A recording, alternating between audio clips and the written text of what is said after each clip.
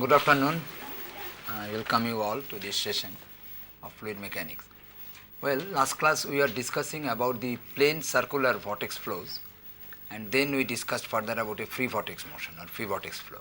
Now, if we recall it, so a vortex flow is described in a polar coordinate system with only tangential velocity as the existing velocity component. That means there is no radial velocity, fluid having only tangential velocity. And immediately we have found that the consequence of continuity tells us the tangential velocity is a function of radial distance, radial coordinate r only. If you consider a two-dimensional case, then if there is no radial component of velocity, only tangential velocity exists. Tangential velocity is a function of r. This is precisely the definition of a two-dimensional or plane circular vortex flow. Now, one of the vortex flows is the free vortex flow. So there is a this is a generalization. A special case of this vortex flow is a free vortex flow where the flow is irrotational or total mechanical energy in the flow field remains constant. Either of the two can hold good. If one is correct, then other is automatically. When one holds good, other automatically holds good. That means there is a plane circular vortex flow where total mechanical energy in the flow field remains constant, means the flow becomes irrotational. So irrotational vortex flow where total mechanical energy remains constant throughout the flow field is known as free vortex flow, where we have seen the tangential velocity bears an inverse relationship with r, that is v theta at any radial location r is some constant by r. And then we found the expression for pressure distribution from the equation of motion, and we found it is same as if we derive it from Bernoulli's equation. That means if we use the Bernoulli's equation between 2 points at 2 different radial locations, then P by rho plus V square by 2, here V is V theta square by 2 plus dz1, if we consider the elevation it, if it is in a vertical plane, is equal to the P by rho plus V theta square by 2 plus dz2, that means at the point 2. That means the sum of the three components of energy are same in all radial locations, because the constant mechanical energy is constant. So from that on also we can get the pressure distribution equation. Now, after this we must know that there are certain practical situations where the free vortex flow takes place. But one very important consequence of free vortex flow, you see that free vortex flow is that there is no energy added or no energy taken out. That means energy remains constant. So therefore free vortex flow exists because of some rotation which was previously imparted on the fluid due to some energy interactions, and just it is maintaining its motion due to some internal action. There is no dissipation of mechanical energy, no addition of mechanical energy, no withdrawal of mechanical energy, it remains constant. So this type of flow takes place, usually this resembles to certain practical situations. For example, if the water is taken out from a shallow vessel, from a shallow vessel, from a orifice at the bottom, then the circulatory flow which is induced is more or less similar to a free vortex flow, which is often found in our house when the water comes out from a bathtub or from a washing machine. Another case is that if in a whirlpool caused in a river, at a far distance from the eye of the whirlpool, the flow field resembles more like a free vortex flow. In a tornado, in an airflow, in a tornado also, the flow of air resembles in some part, in some region, to a free vortex flow.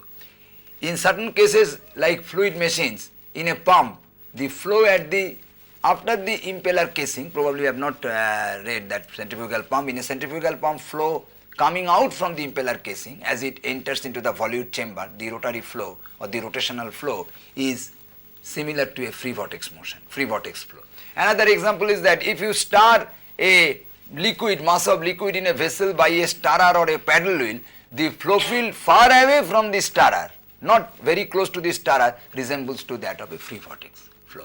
So one very important and interesting thing in a free vortex flow is that if you just recall the equation V theta is C by R, where R is measured from the origin, one thing you see mathematically, when R tends to 0, V theta tends to infinity, which means mathematically or physically that there is a singularity at the center. That means at the center there is a singularity. This is the mathematical definition, means velocity is not defined, velocity becomes infinity. What does it mean? That means free vortex flow can never be extended physically up to the origin from where the r, the radius, that is the radial coordinate is measured, which means in practice free vortex motion is never defined at the very near to the origin or at the origin. Mathematically it is undefined. So what happens in practice, whenever there is a free vortex flow near the center or at the central core, either there is another type of vortex flow or there is a hollow core. You will see there will be always a hollow core, so that free vortex flow is never extended up to the origin. So there is always a singularity, as it mathematically found that V theta is C by R. So when R tends to 0, V theta tends to infinity. These are all details about the free vortex flow. Now we come to another type of vortex flow, that means the circular motion with only V theta component of velocity, which is known as force vortex flow. This type of vortex flow, the difference is that V theta is directly proportional to the radius, not inversely proportional to the radius. But V theta directly proportional to the radius, for example, V theta is some constant into radius, is very familiar. We are very familiar to it since our school days. This is because we know this is a motion which is exhibited by a solid body. If the solid body rotates, then at each and every point at different radial locations, the tangential velocity is the angular velocity into r. Omega is the angular velocity, so V theta is r into omega. So we know that solid body rotates with same angular speed. That means all points at different radial location rotates with the same angular speed. And as we know, the tangential velocity bears the relationship with the angular velocity as tangential velocity is r times the angular velocity. Omega is the angular velocity, r omega.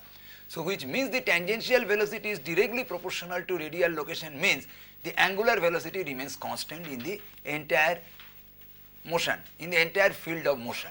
So in a liquid or fluid, flow of fluid, where V theta is directly proportional to the radius, means that fluid particles moves with constant or equal angular velocities, which means that fluid body moves like a solid body. That's why this type of motion described by V theta is some constant into radial location is known as solid body motion, solid body rotation, or solid body vortex, or forced vortex. So this forced vortex is generated in practical situations when a liquid is taken in a vessel, contained in a vessel. If vessel is given a rotation, if a vessel containing liquid is rotated about its axis, then the fluid body which is being churned with this motion of the solid body executes the rotary motion or rotational motion. That means exhibits tangential velocities which follows a solid body rotation. That means a forced vortex motion, where V theta is constant into the radial location, varies directly with the radial location. Sometimes in certain practical applications, the rotation is important in the fluid flowing through a pipe, enhancing the heat transfer coefficient. So when fluid flowing through the pipe itself is rotated about its axis, then the fluid following a rotary motion is very close to that of a forced vortex motion. So forced vortex motion is a solid body motion where the tangential velocity is directly proportional to radial location or radius, and the constant of proportionality is known as the angular velocity. So let us now see that forced vortex motion. With this in mind, forced vortex flows. So now first, by definition, forced vortex flows is V theta is omega into r. That means omega is the angular velocity. That means at different radial location this will be V theta. Very simple. V theta is equal to. So forced vortex flow is not irrotational. This is rotational. This rotational doesn't mean this flow is rotational, means this fluid mechanical it is rotational. That means not irrotational. That means if you write the equation, you know dv theta dr plus v theta by r. This is the half of this is the rotation, that is the angular velocity. So this is definitely not 0, because dv theta dr omega, v theta by omega 2 omega. That means it has got a rotation component which is nothing but the angular velocity. So it is not an irrotational flow. This is rotational flow. Now next task is very simple. We can find out the pressure distribution.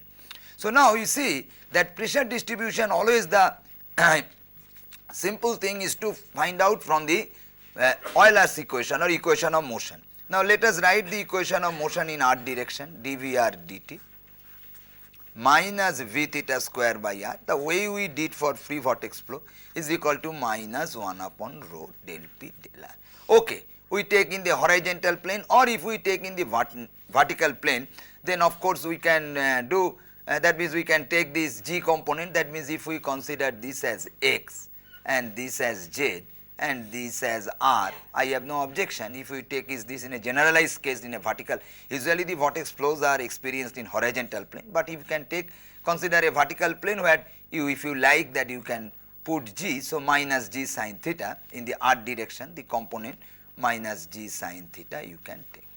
And since we have found earlier that this is 0 because Vr is not existing, so that one can write 1 upon rho del p del r is equal to V theta square by r minus G sin theta. Sin theta is also, if this is theta, sin theta is this divided by this, that means dr by dz, this is the usual thing. So, dz by dr is sin theta, this is a change in z dz, this is a change in dr. If you make a small triangle with small elemental length dr dz, so this is the usual mathematical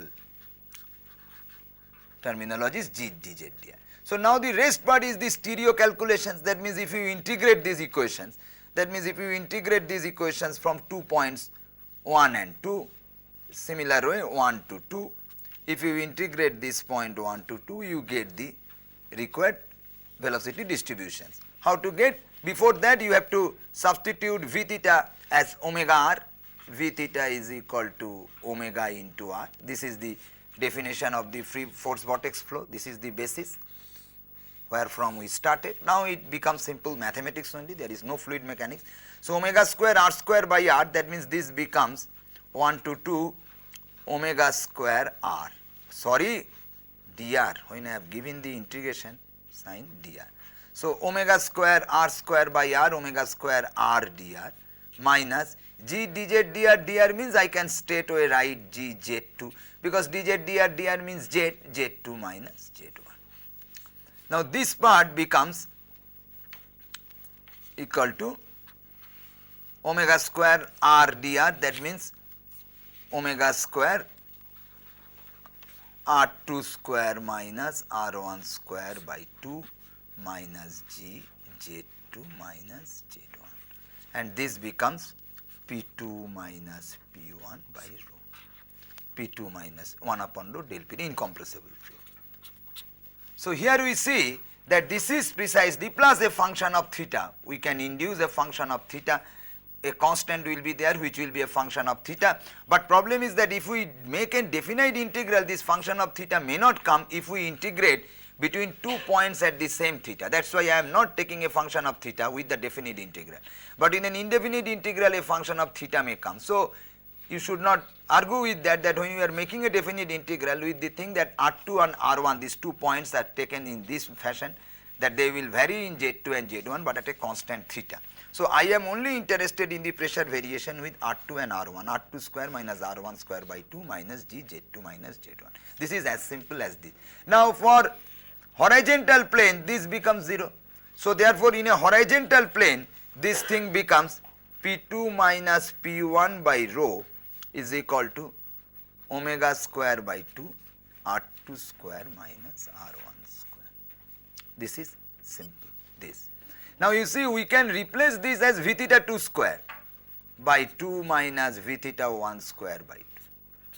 I can neglect this in horizontal plane. See, now you see it is not following the Bernoulli's equation, P2 by rho plus V theta square by 2 is not coming, P1 by rho the sign is not proper. That means, I cannot write P1 by rho plus V theta 1 square by 2 in the same horizontal plane, I cannot write this. That means, this is not valid, otherwise this is not. This is a correct equation, this is derived, this is the correct pressure distribution equation. So, from pressure distribution equation, that means the variation of pressure with radial location, this is sufficient.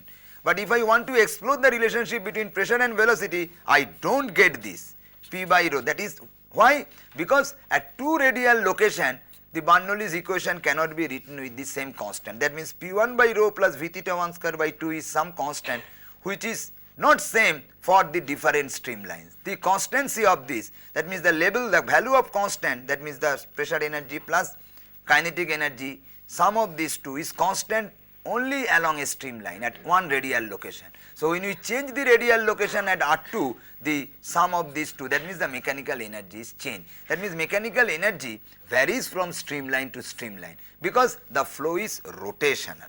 So, the mechanical energy constant in the entire flow field is a consequence of a rotational flow, not for a rotational flow. This has to be made clear.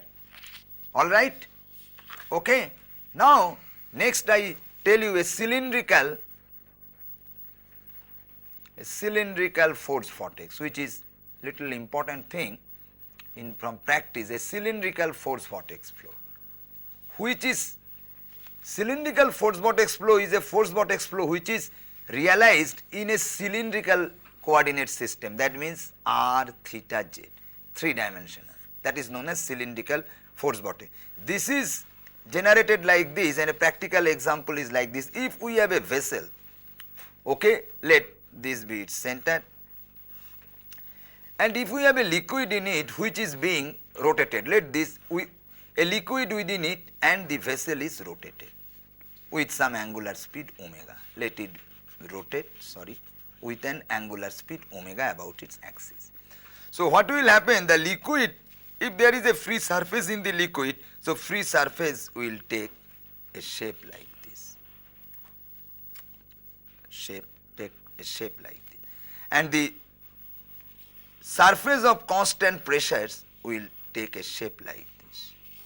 This is the surface of constant pressure. Let us see, this is the r direction, this is the z direction, okay, and theta, r theta we can see, if we take a plan we can see r theta direction. Here, how can we find out the equation of constant pressure lines or constant pressure planes in 3-dimensional concept? Very simple. What is the equation? If you just think the pressure distribution equation, you can see what is the pressure distribution equation. Just let us see that what we have found out here. That is the pressure distribution equation. Minus 1 upon rho del P del R, this one, minus 1 upon rho del P del R is V theta square by R plus G sin theta. Let us start from here. 1 upon rho del P del R is equal to V theta square by R minus G sin theta. That means dz dr. And we substitute V theta as omega r, that means omega square r are cancel, minus g dz. Without going for a definite integral from 2 points 1 and 2, we shall make an indefinite integral p by rho, that means just integrate it with respect to r, then this will be omega square r square by 2 minus gz plus some constant, there may be a function of theta. So therefore, in RZ plane, if we look in RZ plane, that means at a constant theta, so theta does not come into picture. If we look in RZ plane, because the symmetrical flow is symmetric about the theta, you understand? So therefore, a constant pressure line, equation of a constant pressure line, if we find out in RZ plane, equation of a constant pressure line, that means this is constant, so therefore one can write omega square r square by 2 minus gz is equal to constant. Okay, omega square r square by 2 minus, again I am writing gz is equal to constant. So it is simply the integration of the Euler's equation to find out the pressure, and then pressure is constant. That means this is the equation of constant pressure lines in RZ plane or a constant pressure surface, which is the equation of a parabola or a paraboloid in the 3-dimensional space. So this is the equation of the constant pressure line. If there is a free surface which was initially horizontal, we will take the same shape like this. This is the free surface. Now another interesting thing is that what is the value of this h? That means the free surface will go like that and it will touch like that. This head h is very important. How to find out this head? That means what will be the depression of the free surface? That is the minimum point of the free surface, and that is the point where the free surface touches the vessel.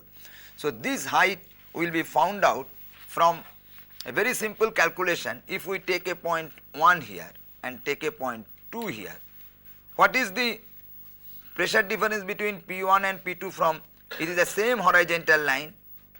This is 1 with, this is the r, then r is 0, here r is r, let capital R is the radius of this vessel. Then I can write the pressure distribution equation P2 minus P1 by rho is equal to, what is P2 minus P1 by rho? Is equal to omega square. Just now we have derived at 2 r is equal to r square. At 1 what is r? 0 divided by 2. Just we have derived P2 minus P1 just now. We have derived P2 minus P1 by rho omega r2 square minus r1 square by 2. That means V theta 2 square minus V theta 1 square by 2. Okay. So this is simply equal to omega, this is simply is equal to omega square r square by 2. Now what is P1 in a free surface? This P1 is atmospheric, okay? PA, atmospheric pressure. So P2 minus PA by rho g rather is equal to omega square r square by 2g. Okay? Between 1 and 2, yes, please, please. Okay, all right. Very simple. This is okay. Any problem? I am writing the Bernoulli's pressure difference between 2 and 1. P2 minus P1 by rho. This is in the same horizontal plane, 2 points. 1 and 2, omega square r square minus 0 by 2. Okay. What is dz? This is the same horizontal plane. Don't ask silly questions. So you are IITians. Outsiders will laugh. So 1 and 2 I am telling again and again at the same radial location, at the same horizontal plane. Again and again I am telling it is at the same horizontal plane, no dz. So P2 minus P1 by rho omega square r square by 2, omega square r square by 2g. Alright. Again P1 is the pressure at atmospheric pressure. Now if I find out the pressure 2, P2 with in terms of this height h, we can write P2 minus, what is P2? Here the pressure is atmosphere. Throughout this surface pressure is atmospheric pressure. This is the free surface. So PA plus, because it is full of liquid. Full of liquid. So what is the pressure here? PA plus rho GH. So P2 minus PA is rho GH. Understood? So therefore we can write P2 minus PA by rho G is H. That means H is equal to omega square r square by 2g. That means this point is omega square r square. That means this height is omega square r square by 2g. So at any 2 points in the same horizontal line, the difference in pressure is nothing but this, because this height cancels. Difference between the 2 points is the pressure here. This is the maximum difference of pressure, which is equal to omega. This is known as the maximum centrifugal head impressed due to rotational flow or force vortex flow. Any 2 point in any horizontal line, for example in the base, the pressure at the difference at the 2 points, if you consider from the fluid statics, here pressure is the atmospheric pressure plus this height. Here pressure is the atmospheric pressure plus this height. So if you neglect the difference, make the subtraction one from other, so this is cancelling out. So this pressure at this point at r is equal to capital R with the pressure at the center is equal to rho g times this height, this static head, and this static head is omega square r square by 2g. So the pressure difference between the center point and the radial at a point at any radius, it is at any radius, the maximum takes place at when the point is at r, is because of the rotation. If omega is 0, there was no rotation. Static fluid, there is no pressure difference between one point to other point in the same horizontal plane at different radial location. Pressure only varies in the vertical direction. But here the pressure varies in the horizontal plane from one radial location to other radial location and becomes maximum. The difference becomes maximum when the point is at the, one is at the center, other at the wall, and this difference is omega square by r square by 2g, where r is the radius of this vessel. This is equal to this head. This is known as the maximum centrifugal head impress. So because of this centrifugal head, the pressure difference takes place from one radius to other radius. This is also true for free vortex flow. All right? Okay, clear? Well understood. Now I will be solving 2 problems. Then things will be still better understood. A hollow cylinder, let us solve a problem on force vortex, then combine forced and free vortex. All right, do you have any query? Please tell me. As far as the theory part of free vortex and force vortex flows, example 1. A hollow cylinder of 0.6 meter diameter, open at the top. That means it is a cylindrical drum. A hollow cylinder means a cylindrical drum or vessel of 0.6 meter diameter, open at the top, contains some liquid and spins about its vertical axis. That means it creates a force vortex motion or force vortex flow of the liquid in it. It is written, even if it is not given, we should assume this, but producing a force vortex motion. That means the problem is very explicit, producing a force vortex motion. Number 1, A, calculate the height of the vessel so that the liquid just reaches the top of the vessel and begins to uncover the base at 100 rpm. That means 100 rpm is the rotational, that means the angular velocity, the revolution of the revolutionary speed of the vessel, angular speed of the vessel rpm. Next one is that if the speed is now increased to 130 rpm, what area of the base will be uncovered? Well, I will again repeat the problem. A hollow cylinder of 0.6 meter diameter, open at the top, contains some liquid and spins about its vertical axis, producing a forced vortex motion. Alright, calculate the height of the vessel so that the liquid just reaches the top of the vessel and begins to uncover the base at 100 rpm. If the speed is now increased to 130 rpm, okay, what area of the base will be uncovered? The answer is 0.503 meter, that is the height, and this is the area 0.116 meter square, 0.116 meter square. Okay, so let me solve this problem. This problem is like this. Let us consider a vessel, first part. Now, find out the height. Now, when this is being rotated with some angular speed omega, so what will happen? The liquid will do like this. If it is further, that means you see this is h. You have to remember this is equal to omega square r square by 2g. Now, r is fixed. For the vessel, r is fixed, radial. Now, if we increase omega, physically what is happening? More and more centrifugal force is created and this head is more and more. Mathematically, h becomes more, h increases when r increases. That means liquid will go like this. Like this, the surface will be generated. So, when we still increase omega, one situation will come when the liquid will touch the base. Let us consider this direction. This is very high, height is infinitely long, so it will touch the base. Now, first part is the problem is that find out that height of the vessel when it will just touch the base. After that, if you still increase the speed, it will detach from the base, liquid will spill out. That means without spilling out, liquid will touch the base and will just touch the tip. That means what is that height?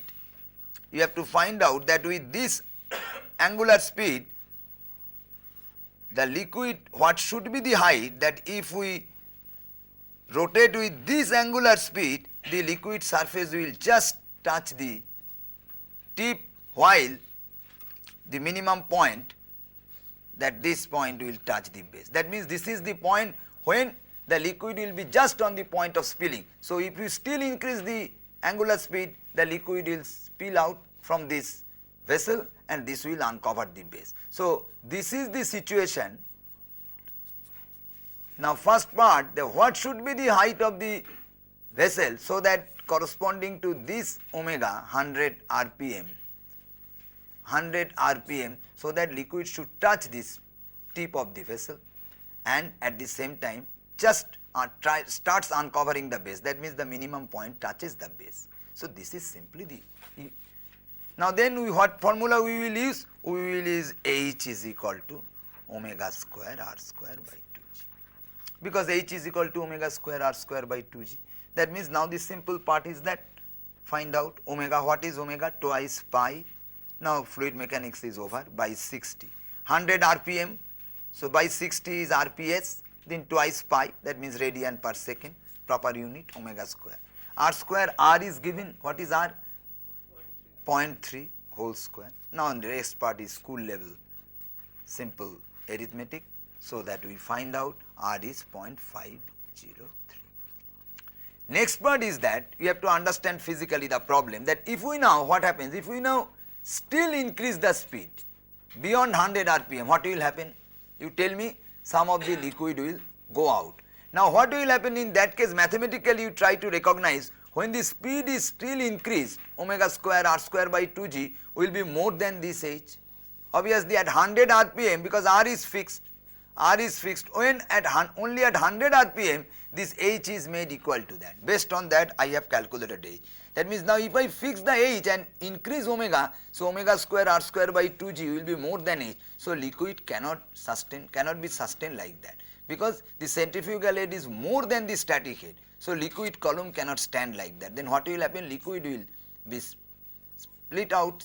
So liquid will go out from this vessel and this point will come here. That means liquid will uncover the base. Liquid will uncover the base. So this situation I illustrate rather in a separate figure like this. When we increase this speed, what will happen? Liquid will, let this be the radius, a center line. So liquid will then uncover the base. Liquid will then do, things will be symmetric. So liquid will be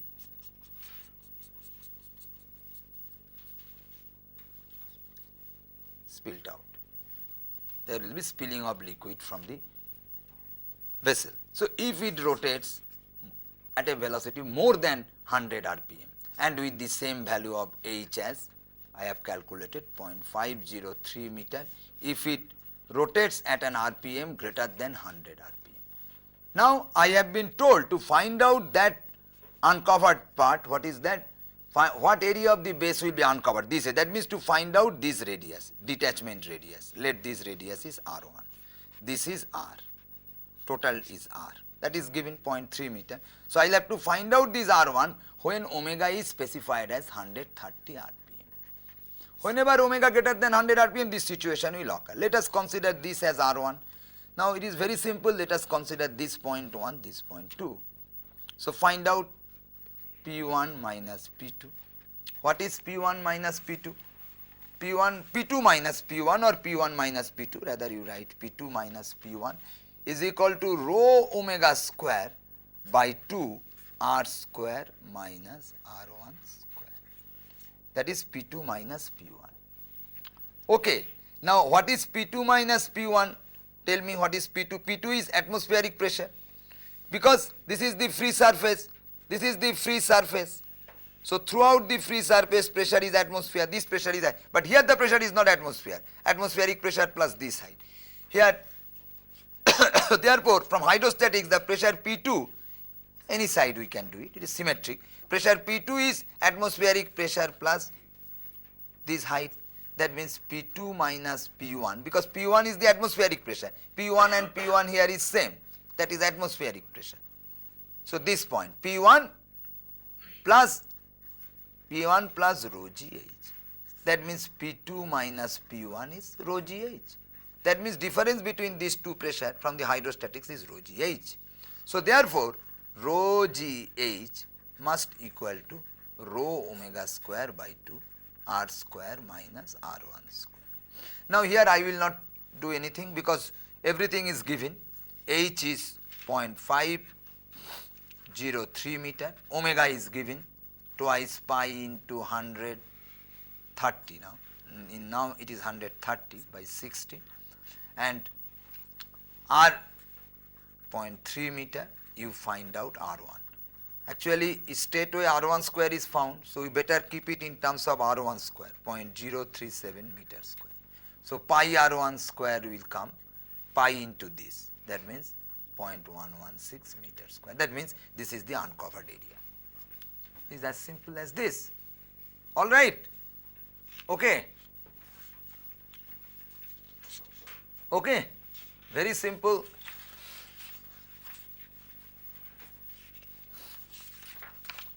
Now another problem you just please write down. Is there any difficulty? Please tell me. Okay, all right. Example 2. A paddle wheel of 100 millimeter diameter, a paddle wheel of 100 millimeter diameter rotates at 150 rpm inside a closed concentric vertical cylinder of 300 millimeter diameter, completely filled with water. That means a vertical cylinder, again a cylindrical drum type of thing, 300 millimeter diameter, full of water.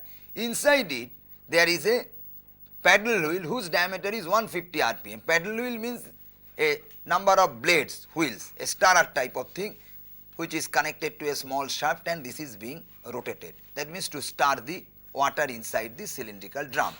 Assuming a two-dimensional flow in a horizontal plane, that means horizontal plane two-dimensional flow. This is same at all heights.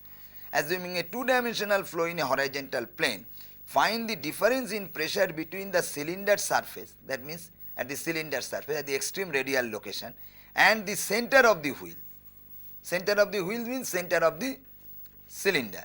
If provision is made for an outward radial flow which has a velocity of 1 meter per second at the periphery of the wheel, what is the resultant velocity at a radius of 100 meter?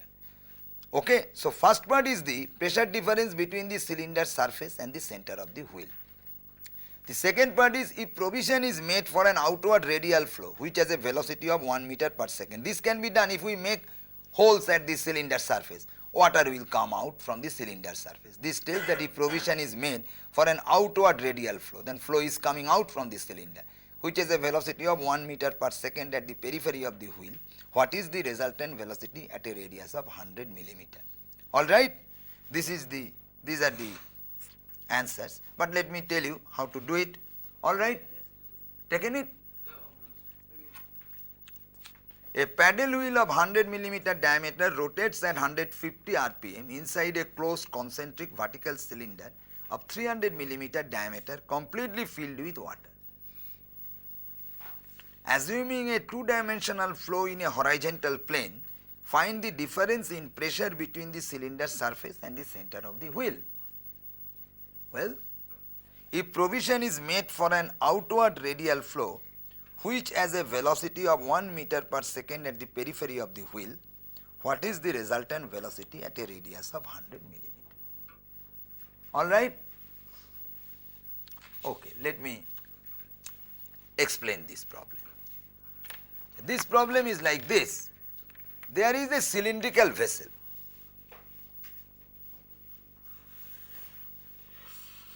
There is a cylindrical vessel. Let this be this axis.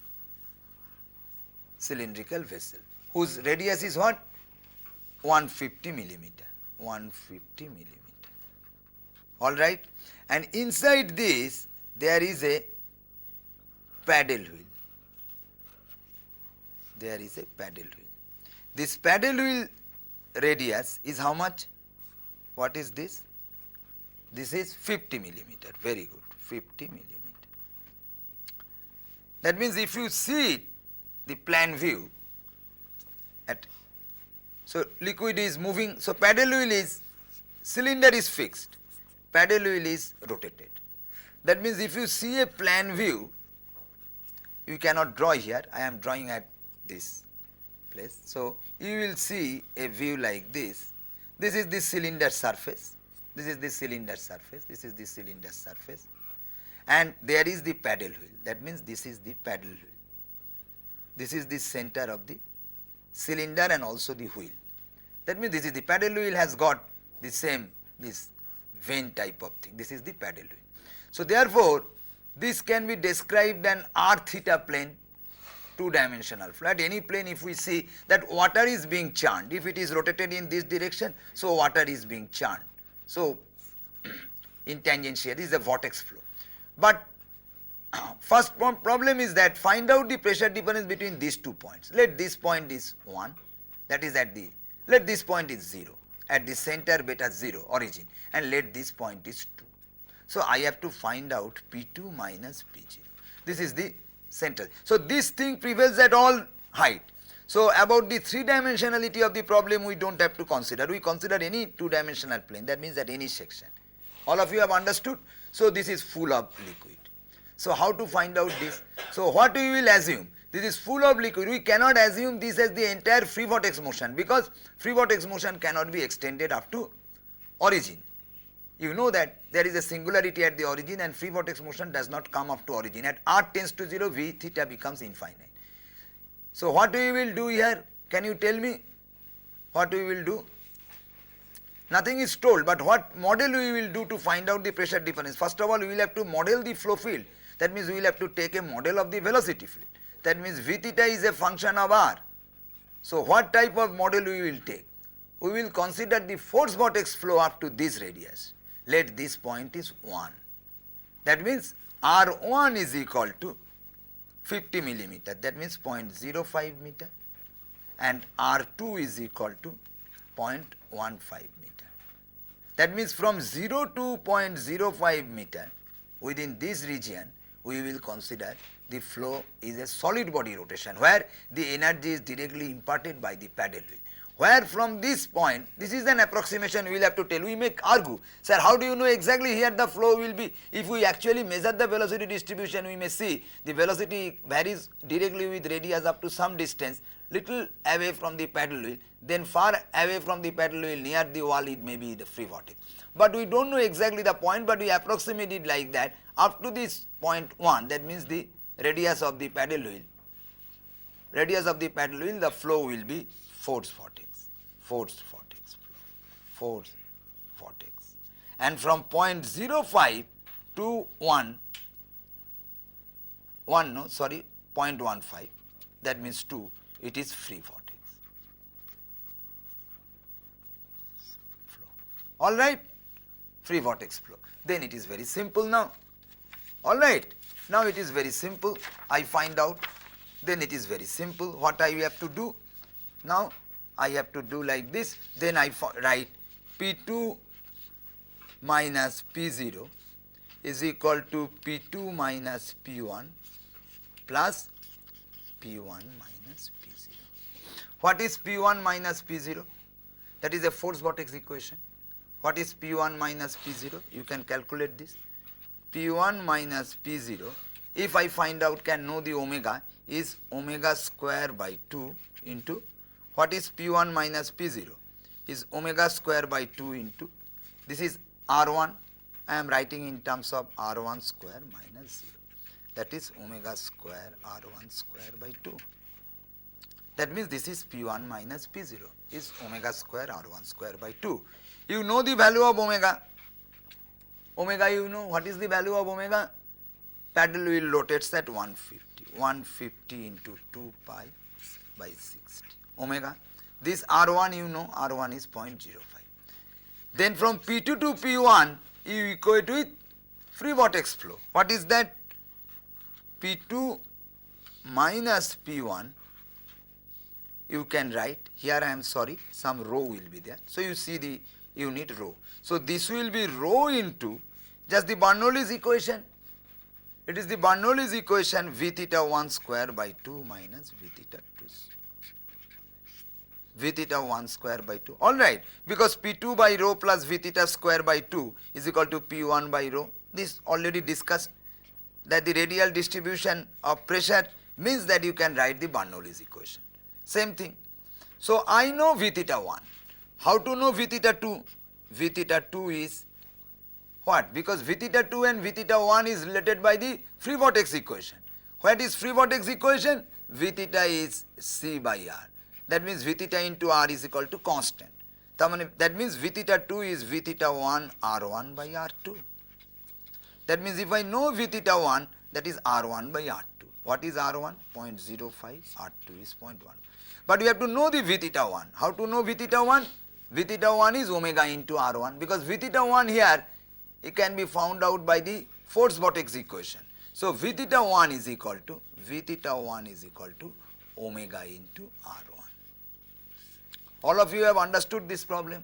That means I will evaluate P1 minus P0 part from the force vortex equation, where everything is known, I can find out. And P2 minus P1 from the free vortex equation, because my flow model assumption is that from 0 to 0.05 is the force vortex flow, from 0.05 to 0.15 is the free vortex flow. So therefore this is the free vortex equation. This is the pressure distribution for the free vortex equation. To know the V theta 2 from V theta 1, I use the free vortex tangential velocity distribution, V theta 1 R1, V theta 2 R2. If you do it, you will get these values. Of course, the second part I have not done. Next class I will do. Time is up. This is 0.583 kilonewton per meter square. If you do it, you will see 0.583 kilonewton per meter square. This is the answer. Okay? Clear? Any problem? All right?